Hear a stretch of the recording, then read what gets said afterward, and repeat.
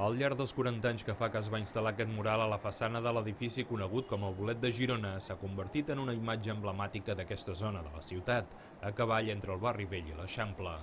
L'obra de l'artista Francesc Torres Monzó, però, es podria enretirar en breu, i és que el vent i la fred dels darrers dies van fer que algunes de les peces que formen aquest mural es desprenguessin, i l'Ajuntament tem que en puguin caure més pel mal estat que presenten.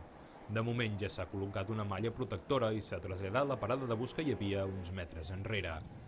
Restaurar-lo no sembla viable, sobretot per l'elevat cost que suposaria, però encara no hi ha res tancat a l'espera que la comunitat de veïns que ja ha demanat la llicència d'obres analitzi l'estat de les peces que resten col·locades i si és factible mirar de reparar les que van caure i refermar les que hi queden.